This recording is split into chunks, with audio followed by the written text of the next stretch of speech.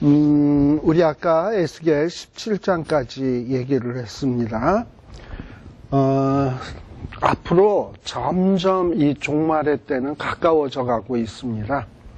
주님 오실 날도 가까워져 가고 있고요. 그럴 때일수록 우리가 신경 써야 될 것은 뭐냐? 종말의 때라는 건 결국 하나님이 했던 모든 약속들이 최종적으로 완성되는 시점이거든요. 그 약속대로 모든 것이 되어지는 날이 종말이고 심판이란 말이죠. 그러니까 이 종말의 때가 가까워질수록 우리는 뭘 생각해야 되냐? 하나님의 약속들이 뭐였지? 이걸 생각하시면 돼요. 그리고 그 약속을 내가 믿고 그리고 그대로 살아야 되겠다라고 신경 쓰면 종말이 암만 와도 심판이 와도 문제될 게 없다. 그리고 우리 아까 그 메시아의 나라는 연한 가지, 어떻게 보면 별 볼 일 없는 것에서 시작을 합니다. 사실 마태복음 28장 19절에 보면 이렇게 돼 있죠. 너희는 가서 모든 족속으로 제자를 삼아 아버지와 아들과 성령의 이름으로 세례를 주고 내가 가르쳐 분부한 모든 것을 가르쳐 지키게 하라, 이렇게 돼 있잖아요. 이런 어떤 명령을 딱 받았을 때 여러분이나 제가 이렇게 마음에 딱 드는 생각이 뭡니까? 내가 나 같은 게 이런 걸 할 수 있나? 내가 어떻게 모든 족속에게 가서 제자를 삼고, 내가 제자를 하면 모르지만 제자를 삼고 가르쳐 지키게 하고, 그리고 이 땅을 정복을 하고, 나 같은 게 무슨 이것을 할 수 있나? 이런 생각이 들 거예요. 사실 예수님이 이 얘기를 할 대상도 누구냐 하면 주님의 제자들 아닙니까? 어부, 직업이 뭐였습니까? 어부, 세리, 정말 별 볼 일 없는 사람들이에요. 그런데 하나님의 권능이 임하면 그 연한 가지가 커서 백향목이 되고 큰 가지가 이루듯이 하나님의 권능이 임하면 내가 비록 아무리 초라하다 할지라도 하나님은 우리를 통해서 이런 놀라운 역사를 하신다라는 거예요. 그래서 24절에 보면, 17장 24절에 보면 들의 모든 나무가 나 여호와는 높은 나무를 낮추고 낮은 나무를 높이며 푸른 나무를 말리우고 마른 나무를 무성케 하는 줄을 알리라. 이렇게 돼 있죠. 이게 무슨 뜻이냐? 높은 나무는 뭐냐면 교만한 나무. 지가 잘나서 똑똑한 척하는 나무는 하나님이 어떻게 하신다? 낮춘다. 낮춘 나무는 뭐냐? 나 같은 게 나는 하나님의 도움이 없이는 아무것도 할 수 없어. 이런 나무, 낮춘 나무, 겸손한 자. 이런 자는 하나님이 높이고, 푸른 나무, 나는 풍성하다, 나는 다 가졌다, 나는 지금 잘 나간다 생각하는 나무, 푸른 나무. 이런 나무는 어떻게 된다? 하나님이 말리우고, 나는 정말 의에 줄이고 목말랐다. 지금 이러고선 의에 줄이고 메마른 나무. 정말 난 하나님이 필요해, 하나님이 도와줘야 돼 하고 갈급해하는 이런 나무는 어떻게 된다? 무성케 된다. 그래서 우리 사무엘서에 나오듯이 하나님은 겸손한 자를 높이시고 교만한 자는 낮추신다라는 이 말씀이 이 에스겔서에서는 이렇게 표현됩니다. 그래서 우리는 늘 스스로 그래, 맞아, 우리는 연한 가지야. 하나님이 꼭 우리를 높은 산에 심어주셔야 돼. 그리고 이른 비와 늦은 비를 주셔서 백향목처럼 이렇게 잘 자라나도록 도와주시면 우리는 무성한 가지가 되어서 하나님의 나라의 일꾼으로서 많은 사람들의 복의 근원이 되는 어떤 이런 역할을 할 수 있을 거야. 내 힘으로는 안 되지만 하나님으로 힘으로는 돼. 이게 뭐냐? 낮춘 나무. 이게 뭐냐? 마른 나무. 라는 얘기예요. 그래서 에스겔은 이렇게 표현을 합니다. 자, 18장 역시 에스겔은 뭔가 이스라엘 백성들에게 이루어질 심판, 어떻게 이루어질 것인가 하는 것을 비유적으로 또 설명을 하고 있습니다. 여기서의 비유는 특별히 어떤 비유냐? 부모가 신포도를 먹었으면 그 아들의 입이 시다? 가끔, 우리 애들한테 뭘 엄마가 먹여줄 때, 뭐 떡 같은 걸 먹으면서, 하고 애 입을 벌리기 위해서, 하면서 입에다 먹여주잖아요. 먹는 사람은 누가 먹는다? 애가 먹는데, 입 벌리는 건 누가 벌리고 있다? 엄마가 벌리고 있다.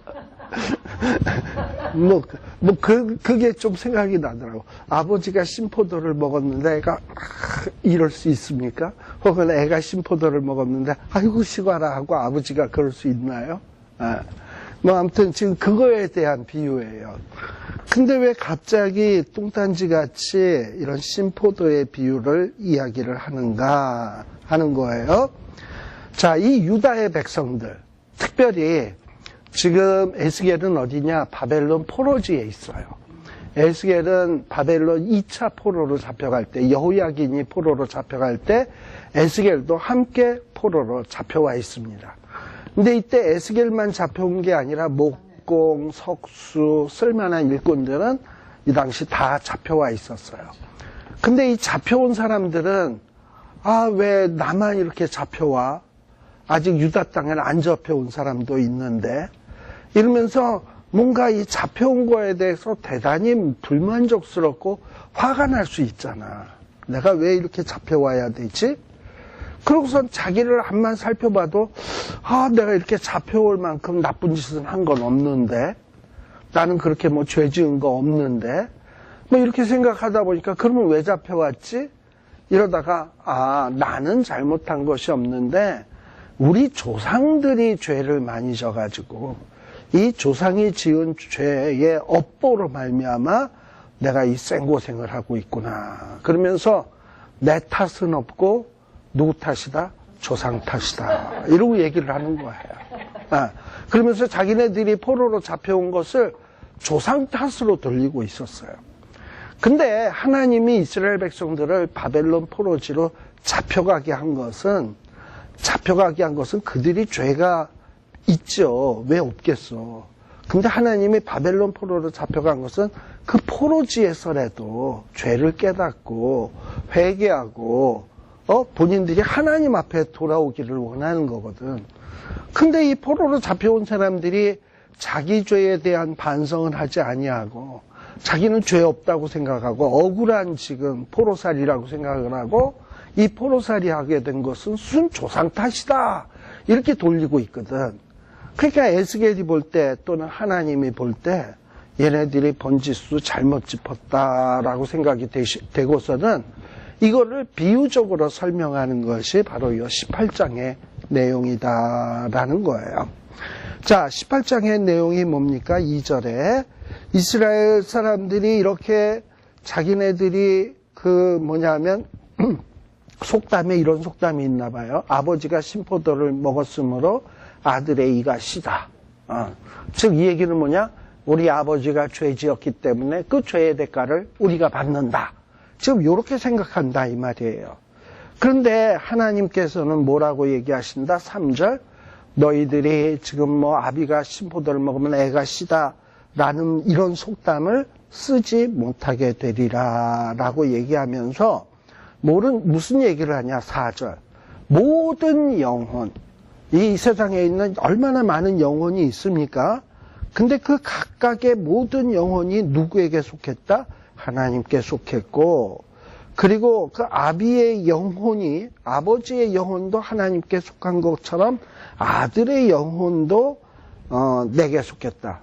보통 아들은 아버지의 영혼과 도매급으로 넘어가는 게 아니라 아버지의 영혼은 아버지의 영혼으로서 하나님께, 아들의 영혼도 아들의 영혼으로서 하나님께지 어떤 아들은 아버지의 도매급으로 끌려가는 게 아니다 라는 얘기를 하는 거예요. 그래서 어떻게 되냐? 누가 범죄를 했어? 그럼 범죄한 그 사람이 죽는 거다. 범죄한 그 사람이 죽는 것이지 범죄했다고 그 사람의 아들이 죽는 것이 아니다라는 거예요. 자, 그런데 5절에서부터 보게 되면요.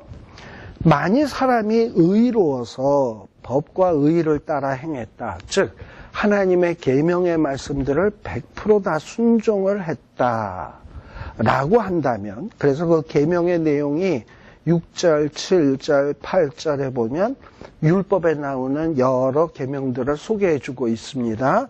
뭐 예를 들어서 산에서 우상잼을 먹지 마라, 우상에게 눈 돌리지 마라, 뭐 이웃의 아내를 더럽히지 말라, 뭐 이러면서 율법의 조항들이겠죠, 일종의. 이런 걸 조금 풀어서 설명을 했어요.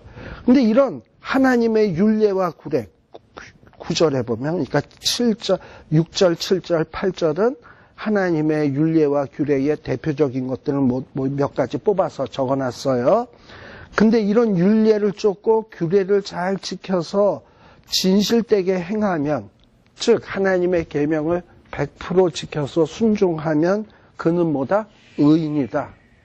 그러면 어떻게 된다? 산다. 근데 여기서 문제가 생겨요. 무슨 문제가 생기냐? 열왕기상 이미 8장 46절에 보면 무슨 얘기가 나오냐?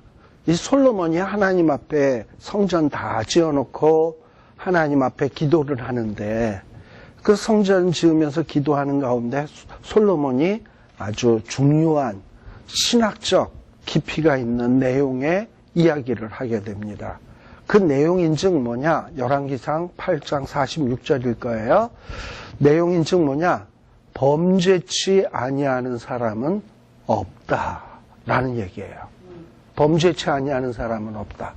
즉, 그러니까 사람은 누구나 다 뭐 한다?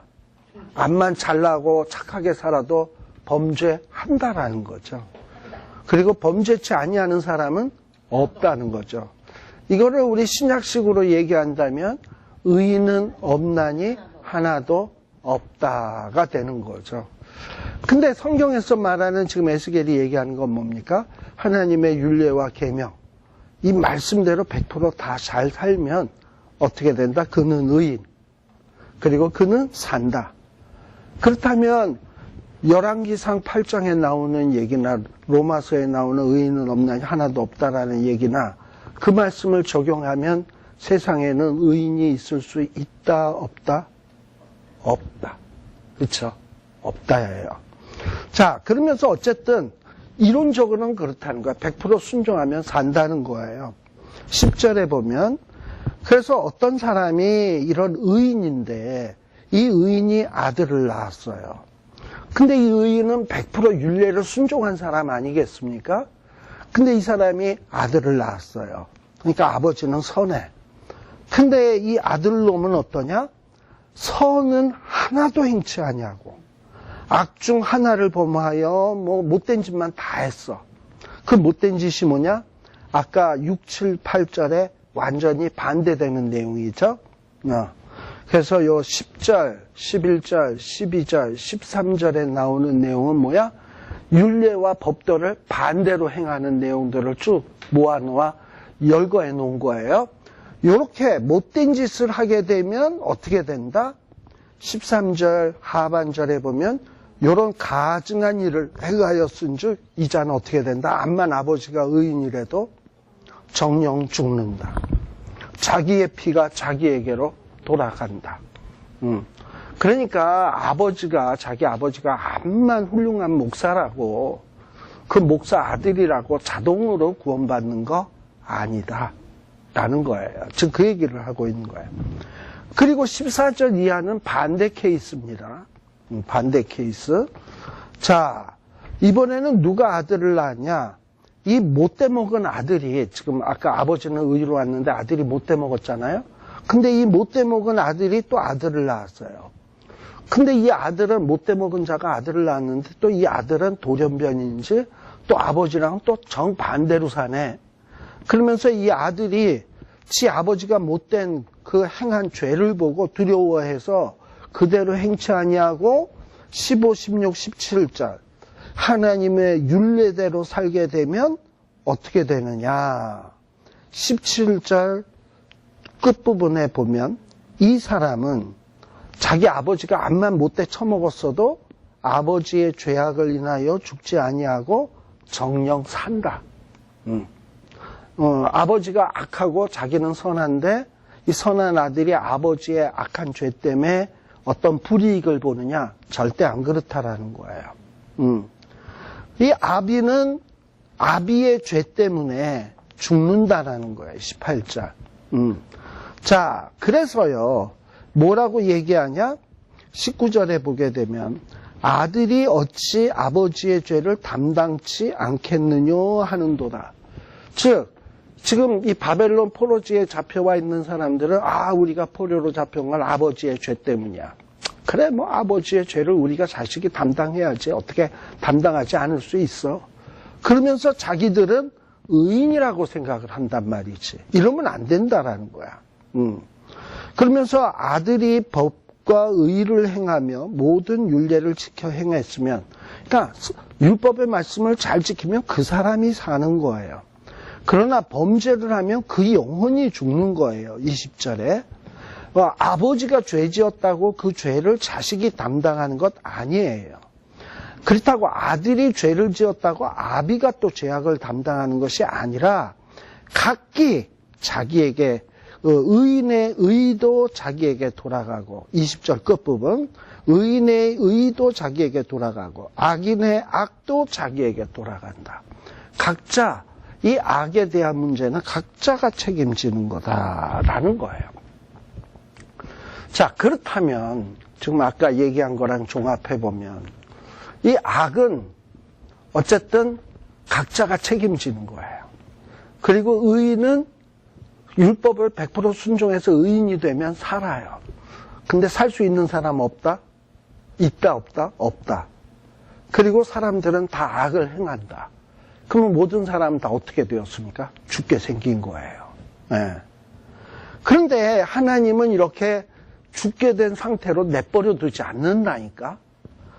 이 은혜의 말씀이 뭐냐면 21절이에요. 그러나 악인이 암만 악을 행했어도 악을 해결할 수 있는 방법이 있어. 그 뭐냐? 그 행한 모든 죄에서 돌이켜 떠나 율례를 지키고 법과 의를 행하면 정녕 살고 죽지 아니한다. 회개하면 돼. 자, 그러면 뭐 회개하면 그 다음에는 또 뭐 율례를 지키고 법과 의를 100% 행할 수 있어요? 회개하면? 또 그것도 또 아니죠. 자, 그 다음에 어쨌든 이렇게 회개하면 어떻게 된다? 범죄한 것이 하나도 기억되지 아니하리니 그 행한 의로 인하여 살리라.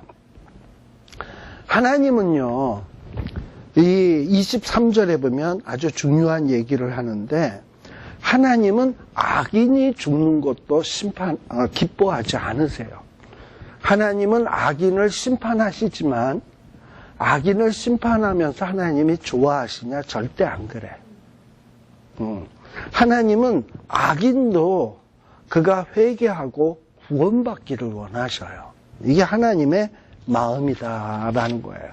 그가 돌이켜 그 길에서 떠나서 사는 것을 하나님이 기뻐하신다라는 거예요.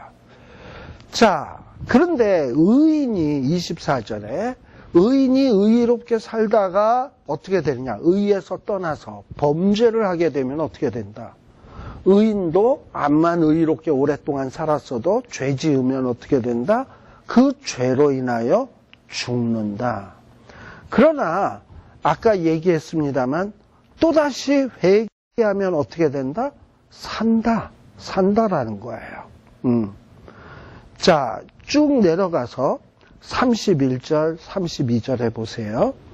너희는 범한 모든 죄악을 버리고 마음과 영을 새롭게 할지어다. 이스라엘 족속아 너희가 어찌하여 죽고자 하느냐. 나 주 여호와가 말하노라. 죽는 자의 죽는 것은 내가 기뻐하지 않는다. 그러니까 죽는 자라는 건 뭐냐면 악을 행해서 죄를 행해서 죽어 마땅한 자의 죽는 것. 이것도 하나님이 기뻐하지 않는다는 거예요. 그럼 뭘 기뻐하냐? 아무리 죽어 마땅한 자라도 그가 뭐 하기를 원한다? 돌이키고 사는 것을 원하신다 이 말이에요. 그래서 하나님은 우리 인생에게 뭘 주셨냐? 율법과 계명도 주셨지만 율법과 계명을 어겨서 죽을 수밖에 없는 운명에 처했을 때 살 길을 주셨어. 그건 뭐냐? 예수 그리스도의 보혈의 피를 의지해서 하나님 앞에 회개하고 나오는 길. 그러면 그게 사는 길이야. 그래서 이 하나님이 그런 길을 예비하셨다라는 거예요. 자, 그런데 이스라엘 백성들은 어떠하냐? 왜 우리가 아비의 죄 때문에 죽어야 돼? 그건 지들 생각이지. 그러면서 불공평하다고 생각을 한 거야. 근데 하나님은 뭐라고 얘기하냐? 아비의 죄 때문에 죽는 거 아니야. 너네는 각각 너네 죄에 따라서 죽는 거야. 네가 의를 행했으면 사는 거고 네가 죄를 행했으면 사는 거야. 아비가 암만 의롭다고 자식이 자동으로 구원받고 이런 거 아니야. 아버지가 범죄했다고 자식이 무조건 심판받고 이런 거 아니야. 각각 다 책임지게 돼 있어. 라고 지금 하는 거예요. 그런데도 불구하고 이스라엘 백성들은 이런 하나님의 생각은 모르면서 우리는 아비의 죄 때문에 고통당한다 해가지고 하나님의 길은 공평치 않다. 25절에 보면 하나님은 공평치 않다. 뭐 이러고서는 막 이러고 얘기를 했다 이 말이죠. 근데 하나님은 뭐라고 얘기하냐? 어째서 공평치가 않냐? 의인이 의의를 떠나서 26절 의인이 의의를 떠나 죄악을 행하고 인하면 그 행한 죄악으로 인해서 죽는 거고 악인이 그 행한 악을 떠나서 법과 의의를 행하면 그 영혼은 보존하고 이런 건데 어째서 하나님이 공평치 않다고 하는 거냐. 29절에 이스라엘 족속은 이르기를 주의 길이 공평치 않다 하는도다. 이스라엘 족속아 어째서 나의 길이 공평치 아니하냐. 니들이 지금 잘못 생각하고 있는 것 아니냐. 이러면서 하나님은 뭐라고 얘기하냐. 30절 이스라엘 족속아 내가 너희 각 사람의 행한 대로 국문할지라. 너희는 돌이켜 뭘 해라? 회개해라. 모든 죄에서 떠날지어다. 그리한즉 죄악이 너희를 패망케 아니하리라. 이러면서 이 회개를 촉구하고 있다라는 겁니다. 다음 주에는 요 19장서부터는 또 비유가 나오는데요. 여기는 애가로서 하는 비유입니다. 근데 요 19장의 내용은 우리 오늘 다음 주에 하기로 하고 오늘 우리 조금 일찍 끝내겠습니다. 뭐 이럴 때도 있습니다. 가끔. 기도하겠습니다. 하나님 아버지 감사드립니다. 오늘 또 이렇게 저희들이 이 에스겔서의 말씀을 통해서 마지막 때에 어찌 살아야 되는지 말씀을 살피게 하여 주시니 감사합니다. 우리 믿음의 선배들 하나님의 말씀에 살겠노라 다짐했습니다. 우리도 예수 믿으면서 하나님의 자녀답게 살겠노라고 고백했습니다. 또 세례 받을 때도 하나님의 충성스러운 백성이 되겠다고 약속했습니다. 하나님 아버지 우리도 이 약속을 없이 여기지 아니하고 주님 오시는 그날까지 정결한 신부로서 이 약속 붙들고 잘 지켜 행해서 훗날 주님 오셨을 때 잘했다 칭찬함 받을 수 있는 우리 모두가 되게 하여 주시옵소서. 예수님 이름으로 기도드립니다. 아멘. 마치겠습니다.